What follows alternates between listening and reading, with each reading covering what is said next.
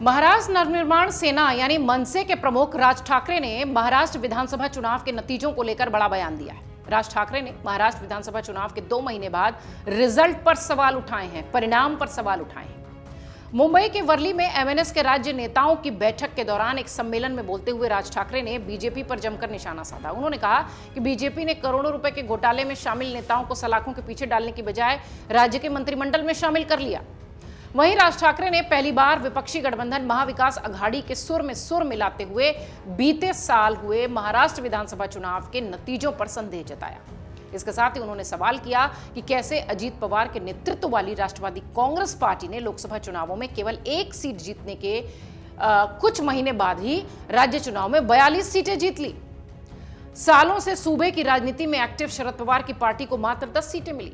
राज ठाकरे ने कहा कि चुनावी नतीजों के बाद कुछ चीजों पर विश्वास नहीं हो रहा। उन्होंने सवाल उठाया कि महज 4 महीने में जनता की राय इतनी बदल गई, कैसे? राज ठाकरे ने चुनाव प्रक्रिया पर सवाल उठाए। लोगों ने हमें वोट दिया लेकिन वो हमारे तक पहुंचा नहीं। अगर ऐसा ही होना हो तो चुनाव लड़ना ही बेकार है, ये राज ठाकरे का कहना था।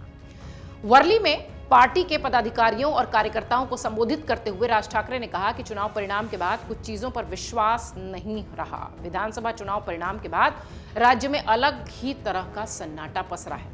ऐसा सन्नाटा मैंने कभी नहीं देखा। रिजल्ट के बाद जीते हुए कई लोगों ने मुझे फोन किया, उन्हें भी अपनी जीत पर भरोसा नहीं था। मनसे प्रमुख राज ठाकरे ने कहा कि लोगों ने हमें वोट दिया लेकिन वो हम तक नहीं पहुंचा, गायब हो गया। अगर ऐसा होता है तो भला चुनाव लड़ना कहां से ठीक है?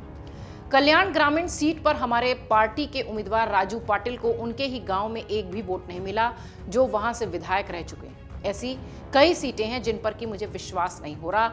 लोगों में भी विधानसभा चुनाव के नतीजों को लेकर संभ्रम है। राज ठाकरे ने अपने बयान में यह भी कहा कि प्रधानमंत्री नरेंद्र मोदी ने कहा था कि 70,000 करोड़ रुपए के सिंचाई घोटाले में शामिल लोगों को सलाखों के पीछे डाला जाएगा, लेकिन उन्हें कहां रखा गया? मंत्रिमंडल में। वो मध्य प्रदेश में 2023 में दिए गए प्रधानमंत्री मोदी के भाषण का भी जिक्र करते दिखाई पड़े। इस भाषण में प्रधानमंत्री मोदी ने महाराष्ट्र में सिंचाई घोटाले का मुद्दा उठाया था और बीजेपी ने घोटाले में संलिप्तता के लिए उस वक्त विपक्ष के नेता रहे अजीत पवार को निशाने पर लिया था। और बाद में अजीत पवार एकनाथ शिंदे की सरकार में शामिल हो गए और उन्हें उप मुख्यमंत्री बना दिया गया। राज ठाकरे ने यह पूरा संदर्भ भी उठाया। राज ठाकरे ने खुद पर लगाए जा रहे आरोपों का भी जवाब दिया। उन्होंने कहा कि उन पर यह आरोप लगाया जाता है कि वो हमेशा अपना स्टैंड बदलते हैं, लेकिन महाराष्ट्र के सभी राजनीतिक दलों ने कभी ना कभी अपनी भूमिका बदली है। मैंने अपने राजनीतिक स्वार्थ के लिए कभी स्टैंड नहीं बदला। राज ठाकरे ने कहा कि बीजेपी ने एक बार कई नेताओं पर भ्रष्टाचार में लिप्त होने का आरोप लगाया था, लेकिन बाद में उनसे हाथ मिलाकर उन्हें उप मुख्यमंत्री और मंत्री बना दिया। उन्होंने कहा कि बीजेपी के नेता किरीट सोमैया ने कई नेताओं पर आरोप लगाए थे, लेकिन अब वो खुद ही मंत्रिमंडल में है।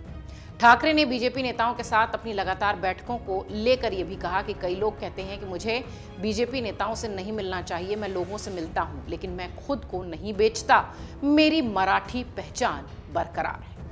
राज ठाकरे अपनी बात का भी जिक्र करते हुए अपने इस संबोधन में वर्ली के कार्यक्रम में दिखाई पड़े।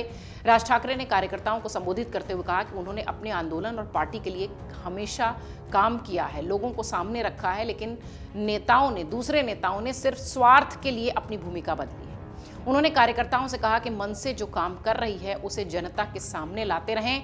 उन्होंने कहा कि वो अपने संघर्ष को जारी रखेंगे और स्वार्थ के लिए कभी भी अपनी भूमिका नहीं बदलेंगे।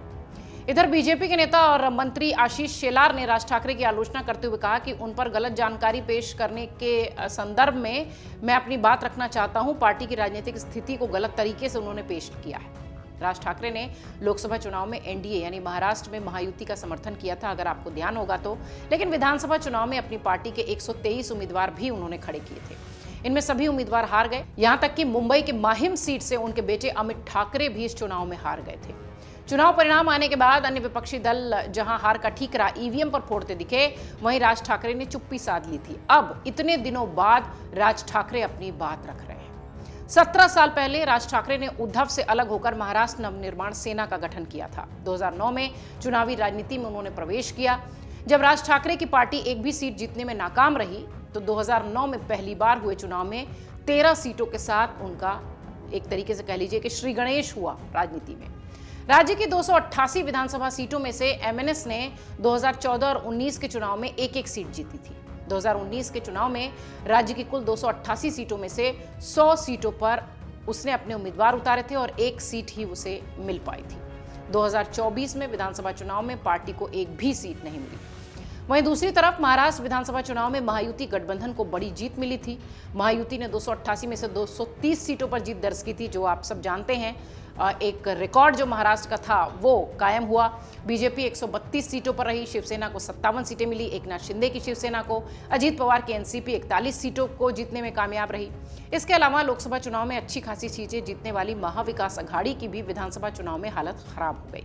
उन्हें मात्र 49 सीटों पर ही संतोष करना पड़ा, जिसमें कांग्रेस के हिस्से 16 सीटें आई थी और उद्धव ठाकरे की शिवसेना के हिस्से 20 सीटें और शरद पवार के एनसीपी के हिस्से मात्र 10 सीटें आई थी। फिलहाल इतने दिनों बाद राज ठाकरे का यह बयान सुर्खियों में है और महाराष्ट्र में एक बार फिर हलचल है। अमर उजाला जीवांजलि के सारथी की मदद लें और महाकुंभ में स्नान जरूर करें।